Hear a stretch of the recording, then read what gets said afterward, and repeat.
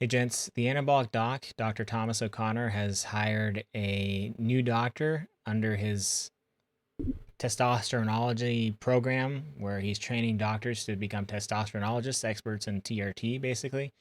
He's hired Dr. C.G. Bronson, who's a medical doctor. He's an internist. He's been practicing for 10 years, from what I can see on the internet, and he's been prescribing TRT medications for 7 years, which I gathered from his live stream on TikTok. I Somebody linked me to his TikTok, and I've never downloaded TikTok. So I begrudgingly downloaded TikTok and found out what a hooligan this guy is. I would not trust him to take care of my TRT protocol. I would not trust him to take care of me in general with medicine as an internist. And you'll see here why in a second. So I'm really disappointed in the anabolic doc because I've learned a lot from him. And the fact that he's just turning a blind eye to all of the stupid shit that Dr. Bronson is saying is disappointing to me. I feel like there are plenty of doctors out there that he could hire and train and who would be better scoped to prescribe testosterone replacement therapy. But let's get into just a few clips. I've literally just clipped these from the past couple days. I browsed his TikTok for like 15 minutes total, and this is what I found. And it's like a gold mine for shitty advice. Go into the vial, extract the medication, whatever. If your vial is 200 milligrams per ml and you're taking 100 milligrams, okay, that would be 0.5.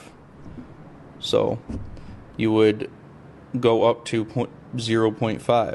Yikes. That's not 0.5 mLs, Dr. Bronson. That's 0.05 mLs, which is a huge problem. This guy, it's not even close. The dosage is not even close. This guy's been practicing medicine for 10 years, a significant portion probably in the emergency department, and then an even larger portion prescribing testosterone replacement therapy, and he can't even get the dosage right in a syringe on a basic calculation of 0.5 mLs. 0.5. He can't even find 0.5 on the syringe. Huge red flag. If you are really concerned about your fertility, like it's really important to you, you want to have children at some near point in the future, just avoid being on testosterone completely. I thought this was incredibly stupid too, because if you need testosterone replacement, you need testosterone replacement. So then it's like, how long are you going to delay that? You're having these symptoms of depression, fatigue. You're not able to take care of your kids as well. You're not able to have intimacy with your wife. You're having all these debilitating problems that could be ameliorated by testosterone replacement therapy, and you'd be feeling so much better in a few months. But say you want to have a kid in 6 months or in a year or even 5 years down the line, you want to be safe. You have options. So there's a classic, if you want to have a kid soon, there's that classic use HCG alongside testosterone replacement therapy, right? That maintains spermatogenesis. You can also use HCG to restore fertility down the line. So you back off testosterone replacement and you blast HCG. It's well documented to restore fertility. And then also, if you want to be ultra protective, you can save your sperm and in a sperm bank in case you want to do IVF down the road. So that's kind of like a safe backdoor.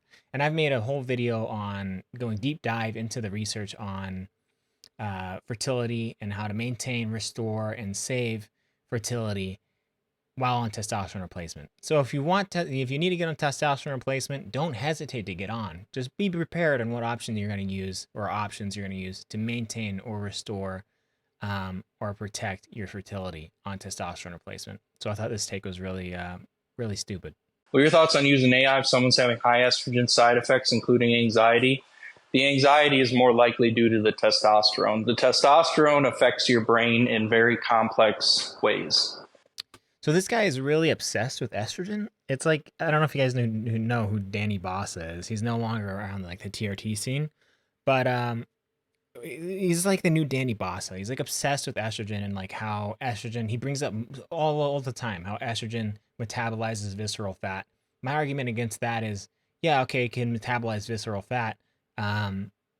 What does exercise and diet do?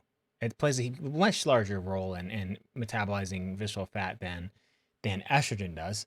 And so if somebody's having side effects from testosterone replacement, you take a look at their total testosterone, you take a look at their ultra-sensitive estradiol, you look at their injection frequency and dosage, and you can make adjustments and determine whether or not their side effects are coming from the testosterone or the estrogen. Most of the time, it's going to be coming from the estrogen or the estradiol. So you can manage the estradiol and bring those symptoms down of anxiety, insomnia, acne, irritable mood, a labile mood. And you can resolve those using an AI or adjusting the dosage and frequency.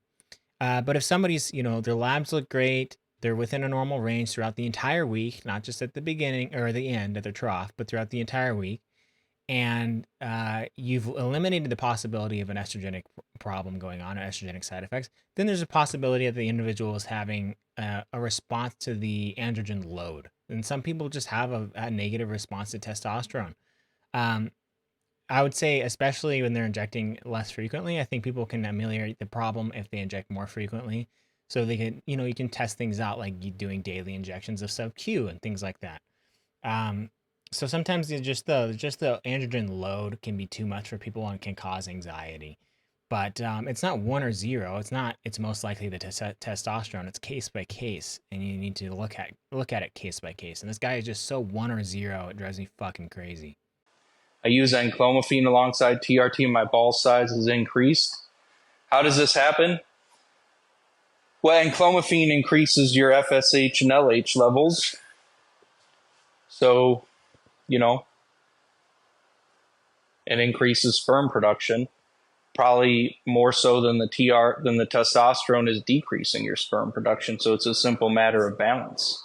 This is incorrect. When you're in testosterone replacement therapy, your brain is so shut down. LH and FSH is going to be less than 0.2 in your labs.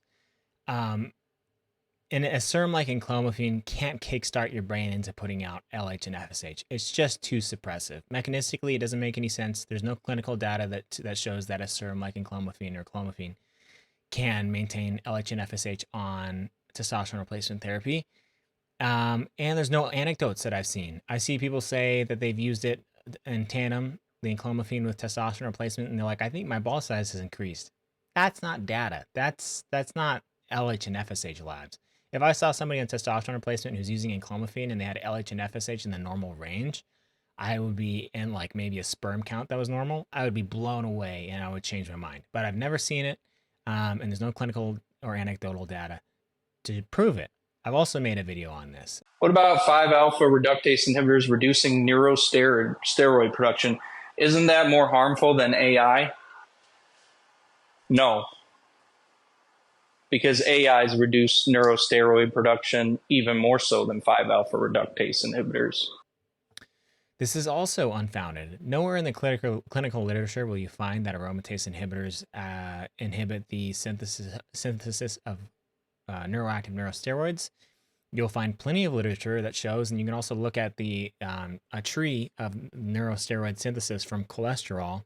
You can see that 5-alpha reductase enzyme, that enzyme is responsible for a multitude of neurosteroid synthesis pathways, whereas aromatase is not. So he just made this shit up off the cuff, and that really bothered me as well. Anyway, Dr. Bronson, new person on the scene, under the anabolic doc. I wouldn't trust him for your TRT management. I wouldn't trust him as a doctor taking care of you as an internist. I would say far, far away from him. I hope these are some good examples on why you should not trust him as your doctor. Anyway, also they're just funny.